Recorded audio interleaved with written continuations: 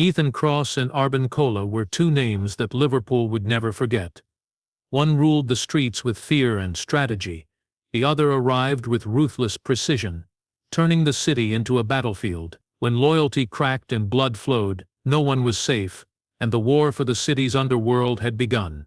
Please subscribe and share for daily new update of gang crime story and watch till end. The city of Liverpool had always been a place of contrasts. Its historic streets and bustling docks hid a darker world that few dared to see. By day, the city thrived with commerce, music, and life. But by night, shadows moved in the alleys and behind closed doors. Young gang leader Ethan Cross had risen quickly through this underworld, gaining control over drug routes, illegal gambling dens, and smuggling operations. He was known for his sharp mind and ruthless efficiency, earning respect and fear in equal measure. Despite his growing power, Cross knew the delicate balance of Liverpool's criminal world could collapse in an instant, and he remained vigilant, always watching, always calculating. Across the city, whispers began to circulate about the arrival of a new threat. The Albanian Mafia, led by the cold and calculating Arben Kola, had set its sights on Liverpool. Their reputation for violence and precision had already spread across Europe, and now they were moving into territory that Cross considered his own. The Albanians were not just looking for quick profits.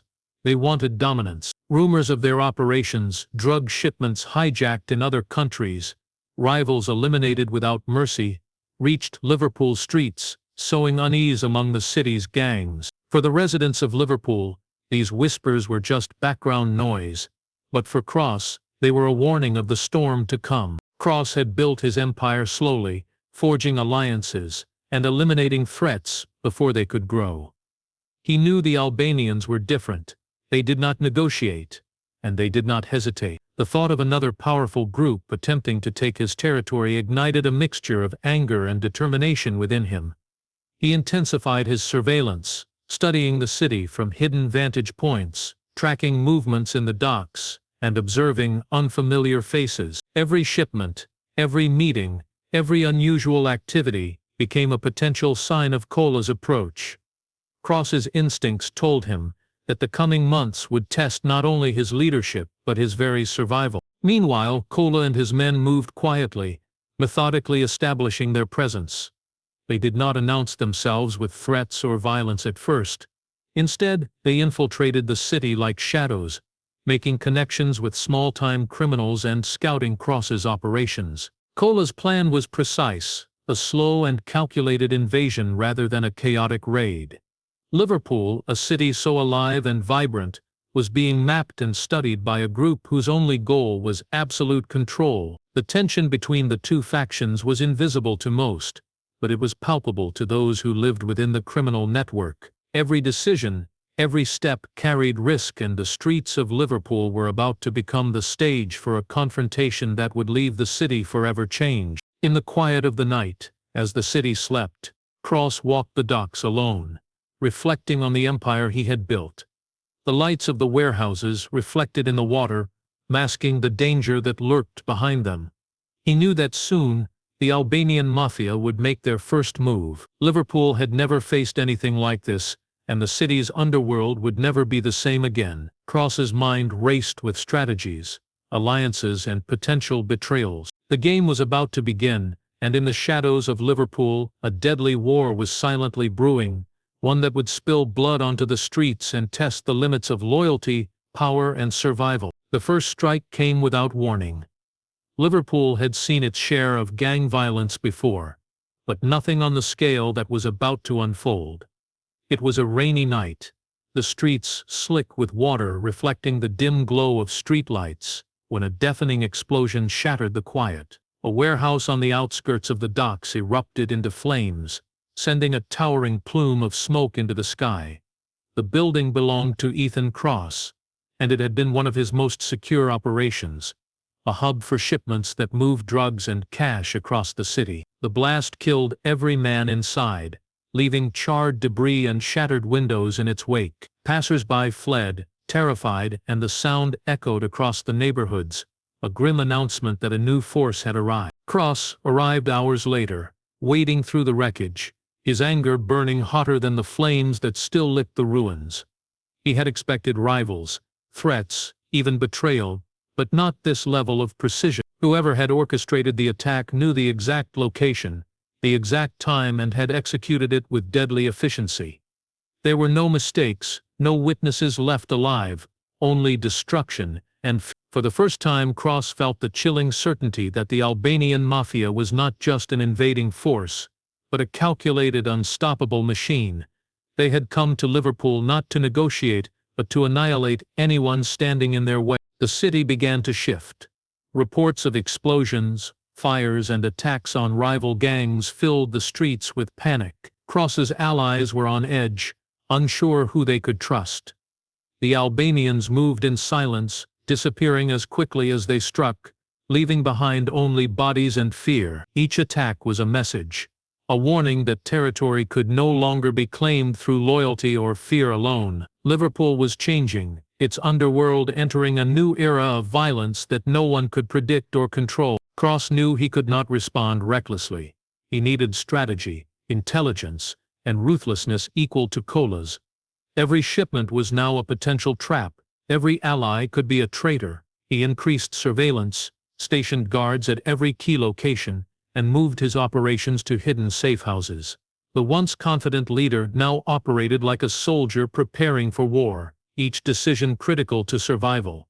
He also understood that retaliation would be inevitable. The Albanians' first strike was only the beginning. Meanwhile, Kola watched from the shadows, confident in the chaos he had unleashed. His men moved with silent efficiency, striking weak points and testing Cross's defenses. Each successful attack emboldened the Mafia, solidifying their reputation as a force that Liverpool could not ignore. Fear spread not only among criminals, but among ordinary citizens. The docks, the alleys, even the streets where children played, now carried the weight of an unseen war. The first strike had changed everything. It was no longer just a struggle for control. It was a war. Cross understood this more clearly than anyone. The Albanian Mafia had made the first move, and the city of Liverpool would never be the same. Tension gripped every street, every warehouse, and every dark corner, as both sides prepared for the conflict that would decide the fate of the city's underworld. The night had ended in fire, but the war had only just begun, and Liverpool's streets were destined to run red. Ethan Cross had always believed that loyalty was the backbone of his empire.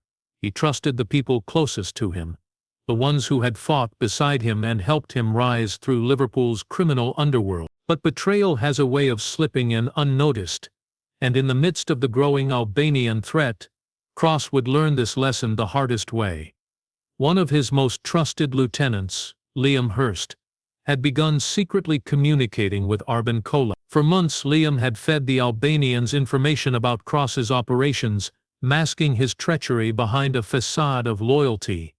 Cross had no idea that the man he considered a brother was quietly guiding the enemy through the city's darkest corner. The betrayal became deadly when Cross planned his next major shipment.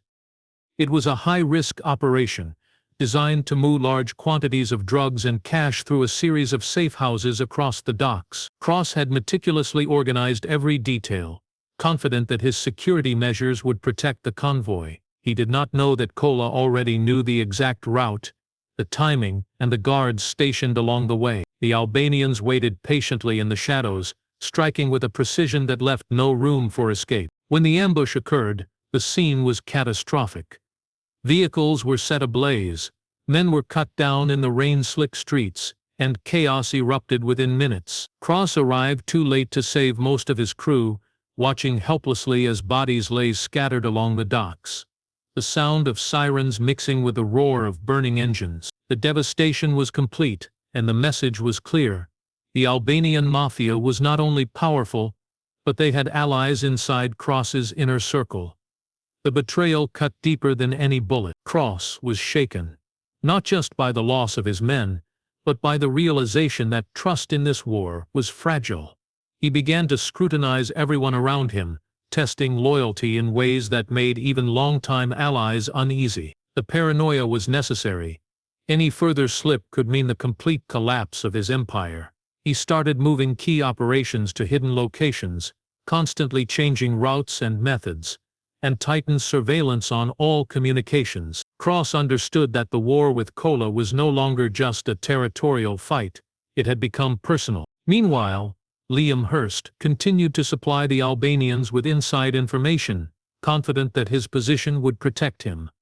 But betrayal always carries a risk. Cross had begun noticing subtle inconsistencies, messages that were too well timed, attacks that seemed tailored to his moves.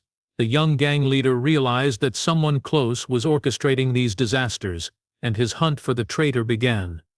Every meeting, every strategy session became a test of trust. The ambush had changed the rules of the game. Cross now knew that the Albanians were not just a distant threat, they were intertwined with his world, capable of striking anywhere, anytime, with the help of insiders. Fear and suspicion grew among his men, and the city felt the tension as the underworld prepared for further bloodshed. Liverpool had entered a new phase of chaos, where the line between friend and enemy was no longer visible. The betrayal of one man had ignited a chain reaction that would shape the deadly war to come, leaving Cross with no choice but to become smarter, faster and far more ruthless than ever before. The city of Liverpool had begun to burn, though not with literal fire alone.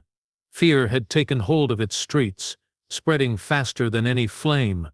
Cars sped through alleys with sirens wailing, shadows moved in the corners of warehouses, and whispers of impending attacks filled the docks. The ambush orchestrated by Arben Kola had not only claimed lives but had shaken the confidence of every gang, every street crew, and every resident who unknowingly lived in the crossfire. Ethan Cross's retaliation became inevitable.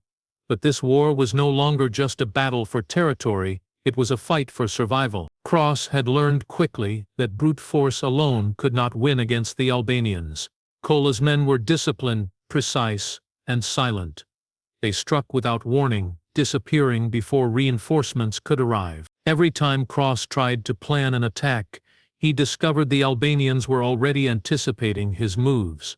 It was as if they had eyes everywhere, and their reach extended deeper into Liverpool than anyone had imagined. Cross now understood the terrifying reality. His city had become a battlefield, and there was no neutral ground. Retaliation came in the form of carefully orchestrated ambushes, night raids on suspected Albanian safehouses, and covert surveillance operations.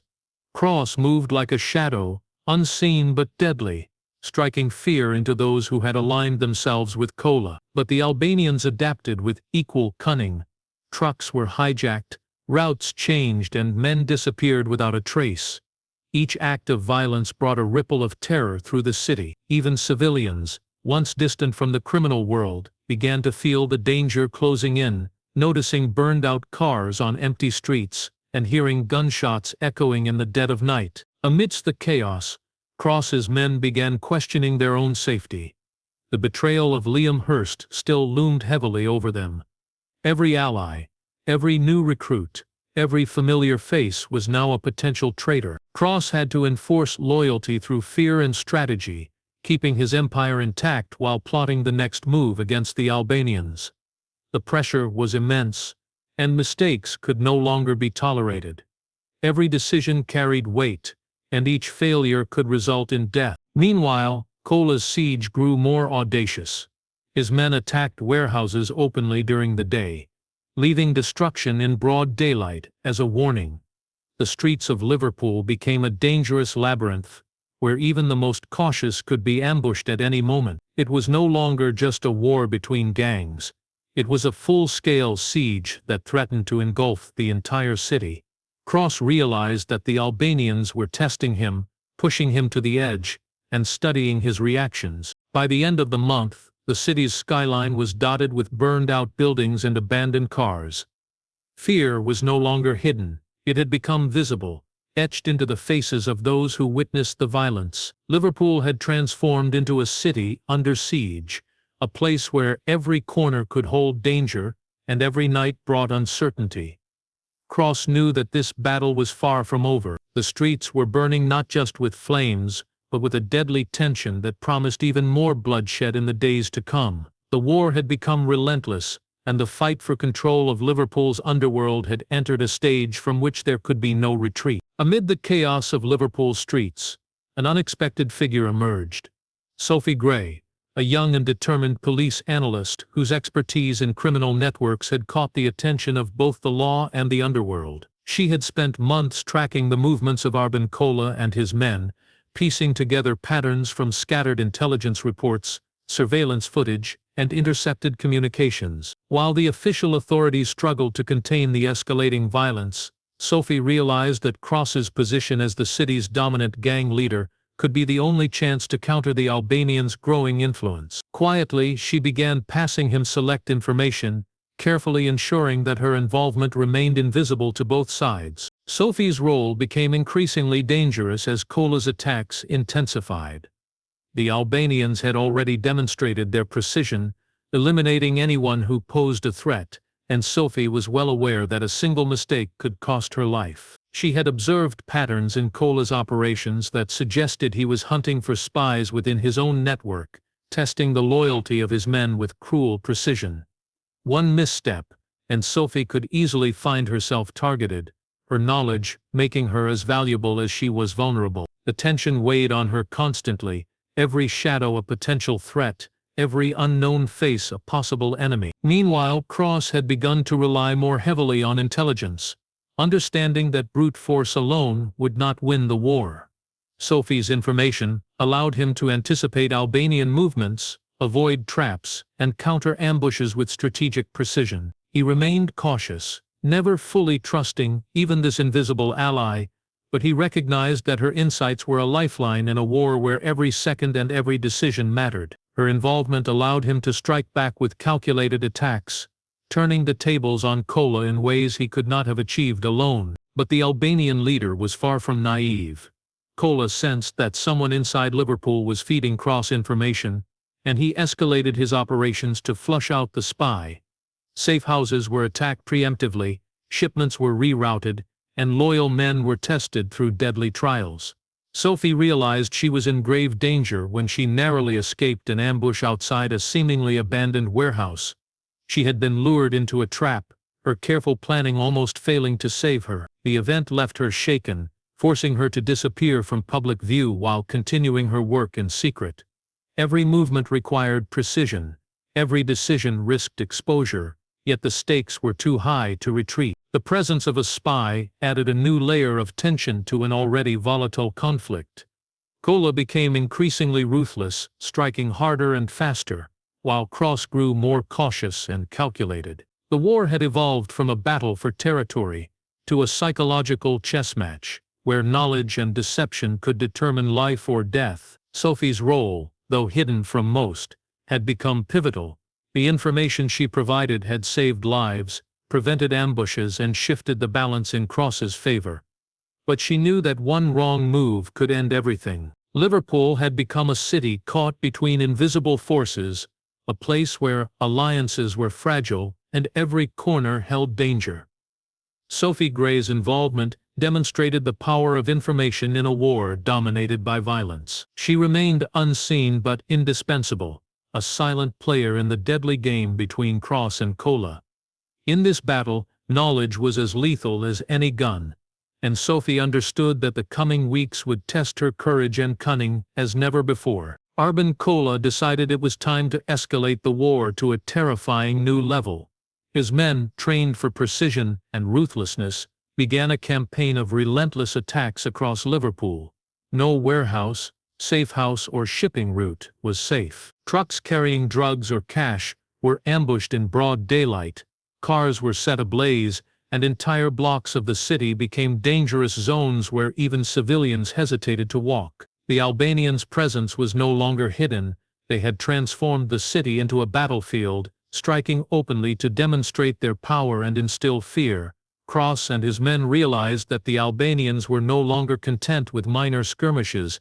They wanted total control. Cross's empire, built over years of careful planning, started to crumble under the weight of Kola's siege. Each attack weakened his resources, killed trusted men, and spread paranoia among his closest allies. Cross had to constantly move his operations, relocate shipments, and change routines to stay one step ahead. But Kola's men were relentless, seemingly always one step ahead, their attacks surgical and devastating. The young gang leader, once confident in his dominance, now faced the harsh reality that survival required not just strength, but intelligence, adaptability, and a willingness to make decisions that would haunt him forever. The streets of Liverpool grew tense.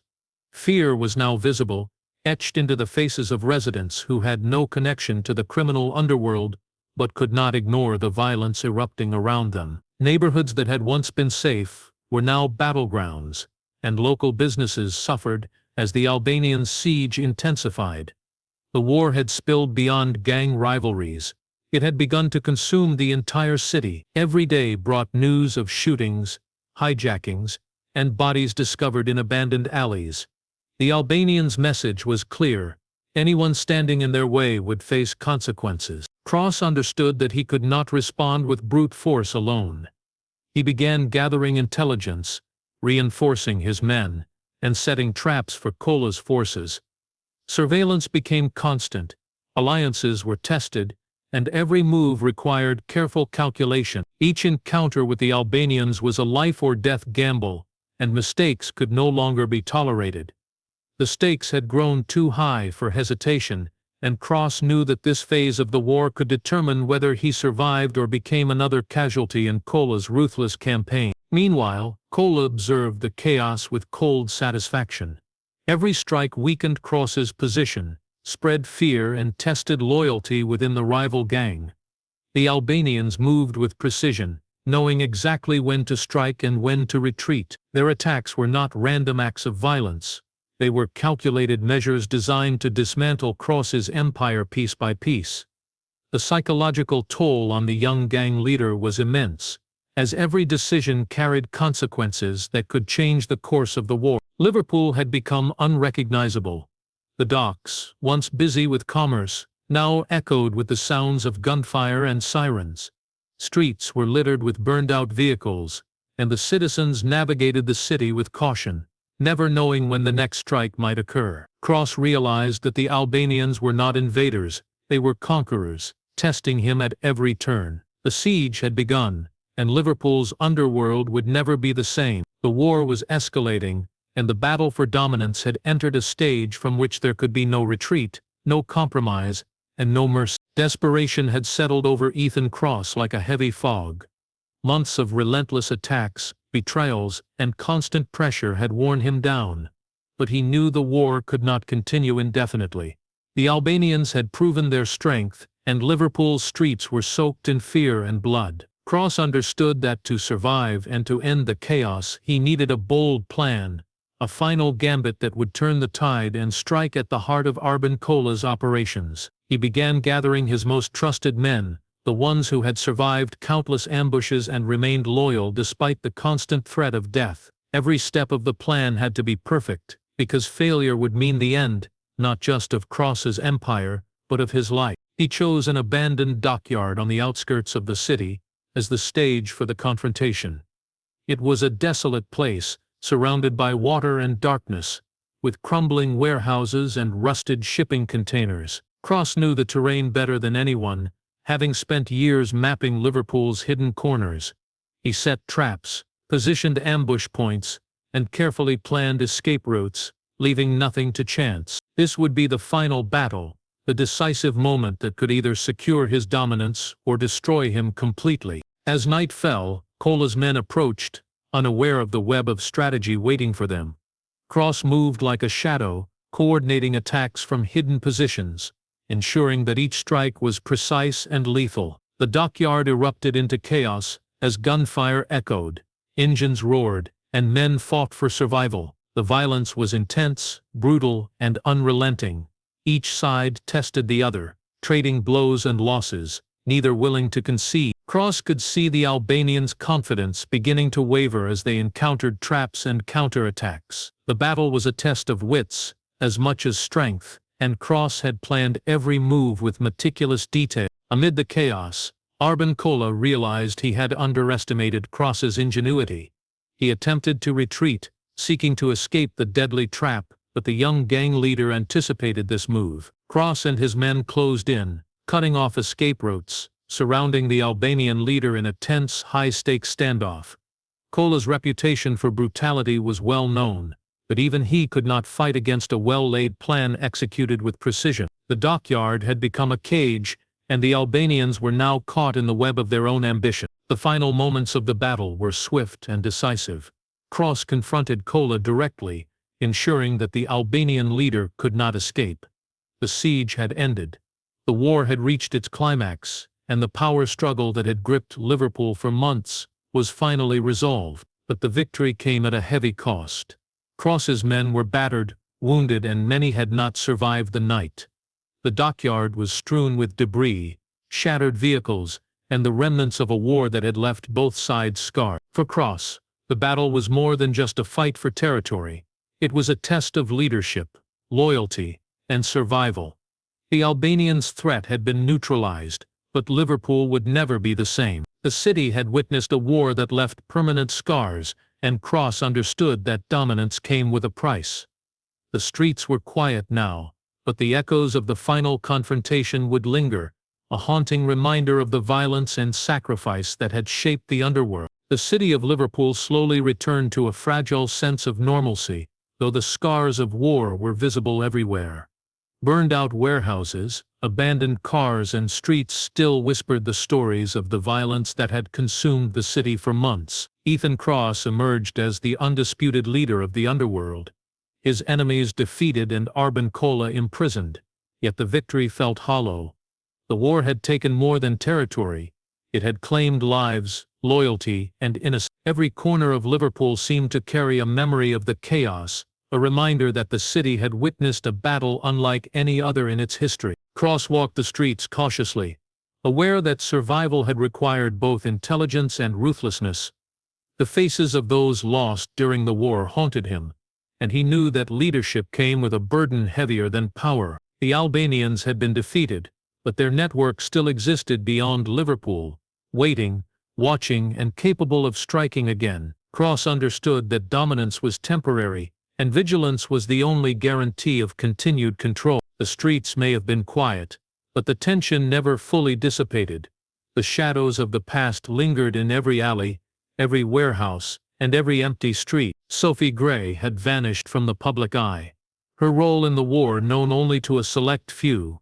Her intelligence had been crucial in saving lives and tipping the balance in Cross's favor, but the danger she faced meant she had to disappear completely. Those who knew her story understood the risk she had taken, the courage required to act in silence, and the fact that the war's outcome might have been very different without her. The city moved on, but for those who had lived through the chaos, the memory of her contributions remained vivid, a testament to the unseen forces that had shaped the war. For the citizens of Liverpool, the aftermath was surreal. Life gradually resumed, but the shadow of violence had left its mark. Residents who had witnessed explosions, drive-by shootings, and ambushes carried stories of fear and survival. Neighborhoods bore the physical damage of the battles, while the psychological impact lingered long after the last shot had been fired. The war had demonstrated the fragility of safety and the thin line between ordinary life and chaos. Liverpool had survived, but the lessons of the streets were not easily forgotten. Cross spent his days consolidating his power, ensuring that his empire was secure, and that no rival could rise as easily as Kola once had. He knew the Albanians' reach extended far beyond the city, and he prepared for the possibility of future conflicts. The cost of victory had been high, and the memories of fallen allies weighed heavily on him. Yet the young leader had proven himself, not just as a fighter, but as a strategist capable of surviving the most brutal of wars. Liverpool had emerged from the deadliest gang war in its history, but the city's underworld would never be the same. Blood had been spilled on its streets, alliances had been tested and broken, and fear had become an indelible part of daily life. The war had ended, but the echoes of violence, betrayal, and sacrifice remained.